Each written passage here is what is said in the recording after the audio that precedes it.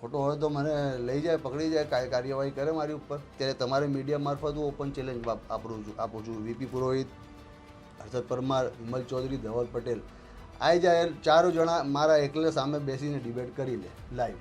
હું ડિબેટ કરવા તૈયાર.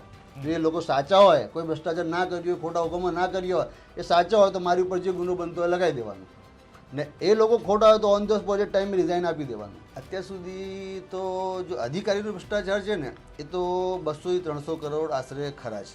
આજે 4 વ્યક્તિનું નામ કહું છું. અને જમીનોનું કૌભાંડની કિંમતો કહીએ તો ત્રિવેદી સાહેબે 2000 કરોડ ને 2000 વીઘા બતાવી જ છે. ને મેં જે અત્યારે કેસો રીઓપન કરવા આપ્યા છે 55 કેસો, એ મિલકતો નહીં તો ઓછામાં ઓછા 200 કરોડની હશે, જે હાલમાં બોગસ ખેડૂતો બનીને લીધી છે ને એમને ખેડૂત જાહેર કર્યા છે. એવા કોણ જે બોગસ ખેડૂતો હતા અને એમને ખેડૂતો જાહેર એમાં સૌથી મોટો પરિવાર આવે છે આપણે ગુજરાતના MIMના પ્રમુખ છે સાબિરભાઈ કાબલીવાલા. એમનો આખો પરિવાર આવે છે. એમની લગભગ 100-125 કરોડની મિલકત છે. અને બધા જ બોગસ ખેડૂત, બધા જ બોગસ ખેડૂત. તમે આજે કેમેરા સામે આક્ષેપ કરી રહ્યા છો, કદાચ એ ખોટો હોય તો મને લઈ જાય, પકડી જાય, કાર્યવાહી કરે મારી ઉપર. બધા માટે તૈયાર. અધિકારીઓને તો સારી વાત તમે કરી.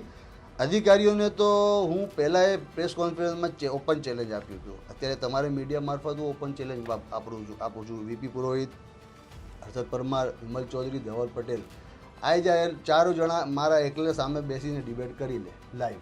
હું ડિબેટ કરવા તૈયાર. જો એ લોકો સાચા હોય, કોઈ ભ્રષ્ટાચાર ના કર્યો હોય, ખોટા હુકમો ના કર્યો હોય, એ સાચા હોય તો મારી ઉપર જે ગુનો બનતો હોય લગાવી દેવાનો, ને એ લોકો ખોટા હોય તો ઓન ધ સ્પોટ ટાઈમે રિઝાઇન આપી દેવાનું. ખેડૂત પોથીને લાઈક, શેર અને સબસ્ક્રાઇબ કરો.